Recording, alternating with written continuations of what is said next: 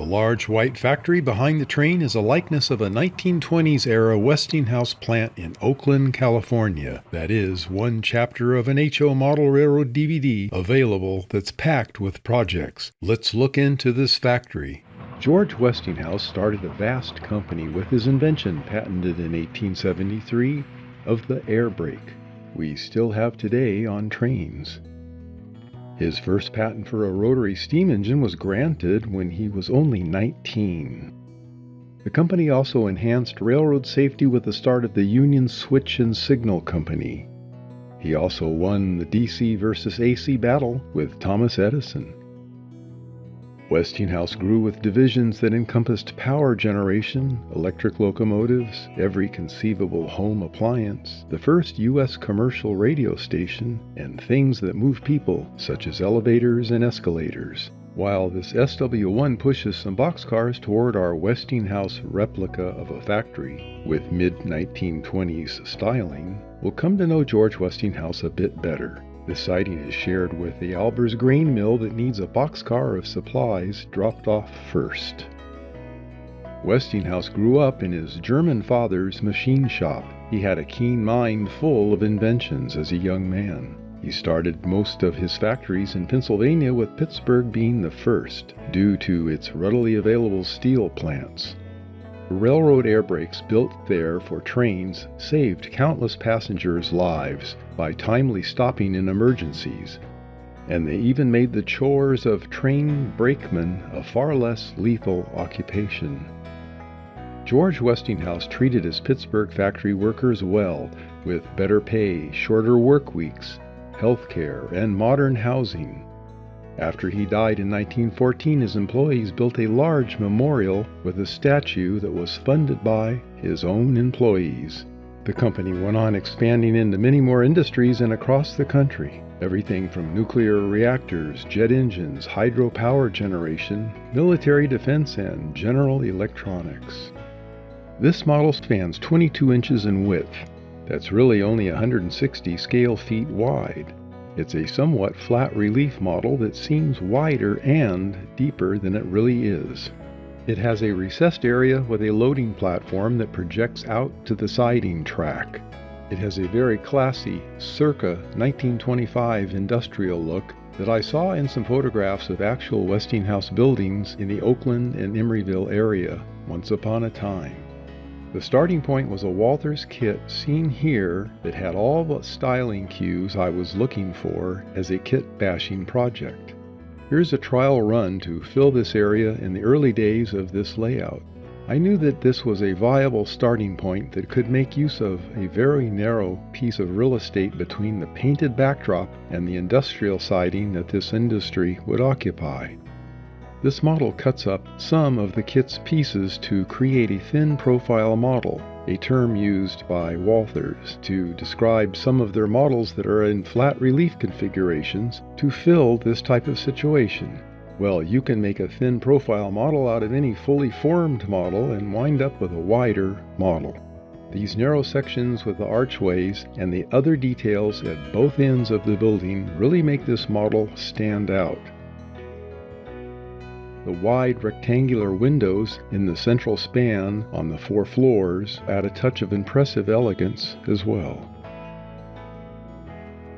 The paired corner pieces are reversed with the doorways on the sides and the window archways pointing to the siding at both ends. This is a better view of the loading platform area. It features a stairway down to the ground level.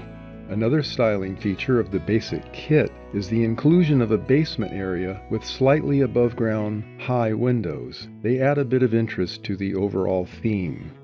The Circle W logos on the roof corner details complement the spelled out name of Westinghouse Electric Company. The original air brake company was branded as WABCO, Westinghouse Air Brake Company. The photograph cut out and bonded to the painted backdrop is a Westinghouse water tank for water pressure regulation and firefighting if needed. Other detail comes from Walthers roof detail kits of air conditioning units and ventilators and chip and dust collectors. Let's familiarize ourselves with the major panels. There are two panel Bs. The narrow pieces go on each end of the building. The wide piece on the right will be attached to its mating piece from the other panel B later on. There is one panel D. Parts of these will extend the model from the backdrop as much as your room will allow. There are two different panels labeled E, oddly enough. This one is on the left of the model. The other panel, called E, will be sliced up using the score and crack method to create the panels that form the sides of the platform area, as we shall see later on. There are two panel Cs that are identical, mostly windows and a few blanking panels and freight doorways. Panels J and G were molded together. There are two sets of these. They hold the archway windows and doors, the small basement windows, and some roll-up freight doors. Here's where I was still figuring out where the project was going and what to add after it was done. I didn't want to change the yard trackage, but adapt to what was there already at this point. Somehow it all worked out and the model became a centerpiece. Locate the C panels and free up the right sides for making a longer panel. Make sure you have good ventilation with glues like this. I used Tamiya extra thin cement. I used a better brush that was a bit larger than the one built into the cap. With careful alignment, glue the two panels together. File or cut the little vertical runners from the edges before gluing together.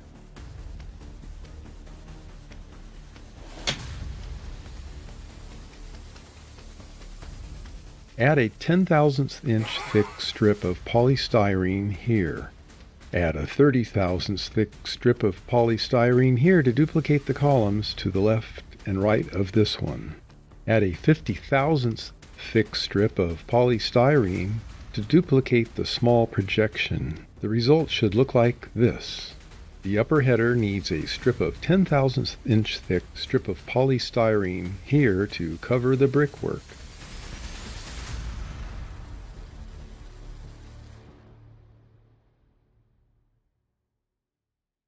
The bottom needs cutting off to simplify installing the platform area. I forgot to do this and it made things a bit more difficult. Here's a view before I had to remove the area. Panel C will provide the fill panels and the doorways. You can see the concrete loading platform and the floor height behind the doors need to look continuous, and why the lower area below the doors needs to be removed to make it all look seamless. We'll see how to fabricate the concrete loading platform down the line a bit. It has a staircase down to the track level with a handrail. Next, we'll create the two panels that make the setback on the platform. I call this panel E2 since there are two panels called E that are completely different. This panel makes the depth of the platform's inset dimension.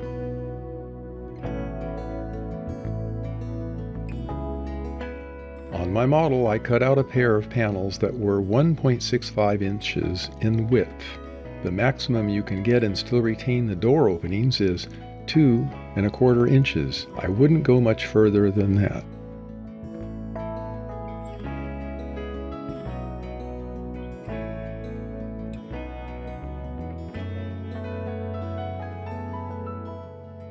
When it comes to painting, I used Tamiya fine gray surface primer so as to not fill the delicate brick details. The basic color of all the wall panels was a matte white finish, suggesting that this division made some home appliances or perhaps electronic equipment. Locate the artwork on the DVD in the folder called Westinghouse. Print this out in landscape format on matte finish photo paper. Cut out the name strip to fit inside the horizontal runners here. Cut out the W logos to fit in all the four corners here.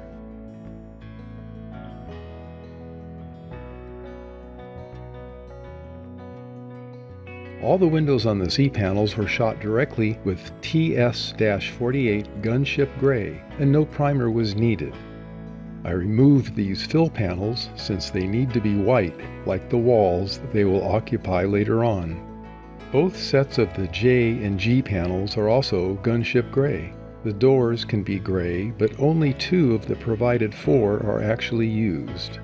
These 2 corner panels are mounted with the doorway panels on the sides and the arched window panels facing the track. This applies to both ends of the building. As you can see, the employees have access to a pathway to the parking lot area from this side entrance. The small basement ceiling windows need to have a bottom to prevent water entry. I used some 30 thousandths thick evergreen white polystyrene everywhere these windows showed up. Panel D is used to fill the gap to the backdrop based on how far from the backdrop it is to the track.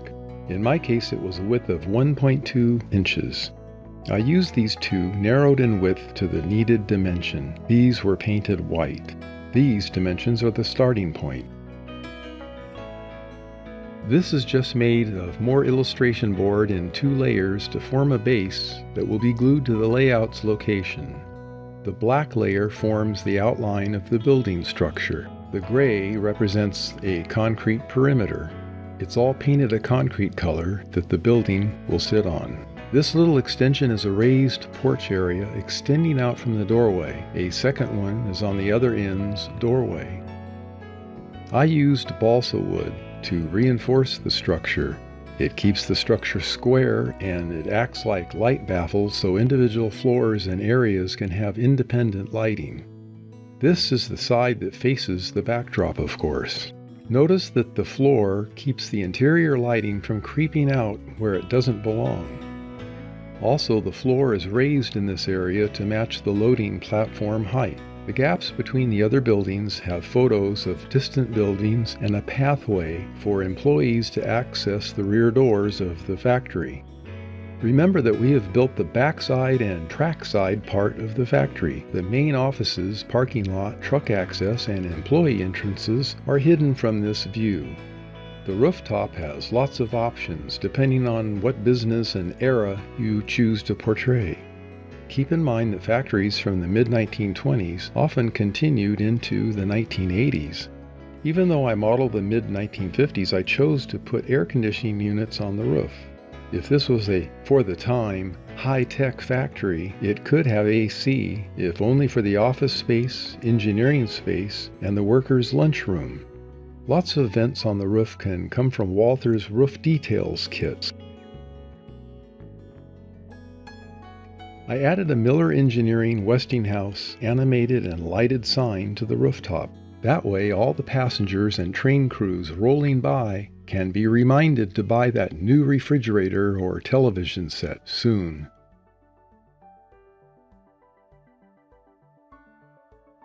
I added this dust collector cobbled up from various bits and pieces. I used a window blanking panel made from leftover material. Another photo trick is to build a water tower like this Walther's HO gauge model and photograph it propped up against the backdrop location it is headed for. The area between the legs will then match the backdrop when you cut it out like an outline figure. The company name or city can be added in Photoshop, and to look like the letters are on a cylinder, you can add a little bit of bulge using the distortion tools. If you reduce it in size to create a distant look, it will give the illusion that the building is deeper than it really is. Here it's placed behind the AC unit. Later I removed the tank since both adjacent buildings have roof tanks of their own. 3 was just too many. So here the tank is gone, but the animated sign from Miller Engineering was added. The famous circle and bar W was a well-known brand, as was the name Westinghouse with the slogan, "You can be sure if it's Westinghouse." When I built the factory, I didn't record the steps to make the loading platform, so I reproduced the platform so I could record those steps. I started with long strips of 1/2-inch square basswood cut to the length of 8.2 inches. You can see the price of this material as of the copyright date of this video.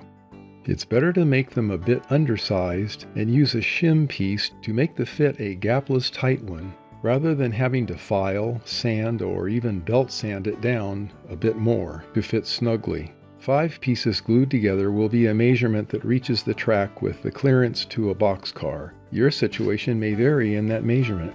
I used a yellow wood glue called Sig Bond and clamped the work to glue 1 piece at a time. It takes a fine-tooth Zona saw to cut the pieces in a miter box with the stock piece firmly clamped. I buy these inexpensive clamps at a local Harbor Freight. Match all the subsequent cuts to the first cut piece. I used a piece of illustration board to glue to the bottom and shim the height up a bit. You can use a bit of stairway from the Walthers Stair and Ladders kit, or you can just fashion your own using 4-ply illustration board bought at Michael's art store. Here's a stack cut from a 1/2 inch wide strip cut out from the sheet of illustration board. The side edging hides the stacked look view, and it makes the stairs look like they were poured into a concrete form. The bottom stair is a long landing area. I painted the entire thing with Tamiya primer, and I added more colors such as light yellow chalk dust blushes and black powdered chalk marks of dirt and tire skids. Another pre-chalk dust effect is using thinned with alcohol India ink to bring out the score lines that make it look like it was poured in sections.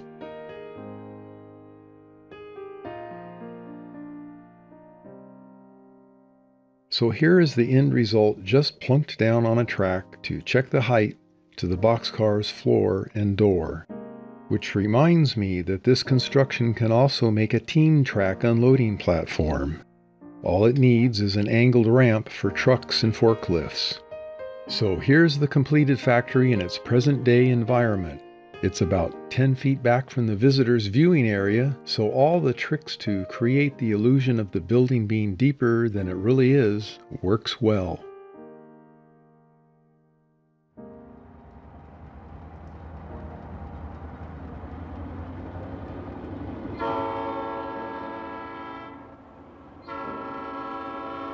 So a few more trains glide by with a trailing 40-foot gondola that we will build in a video in another chapter's project. This DVD series includes a number of fully detailed projects listed in the description below. Many of them have printable plans you would expect in a magazine that are in a data folder on the disk. Look into our website at cspmovies.com, and thanks for watching.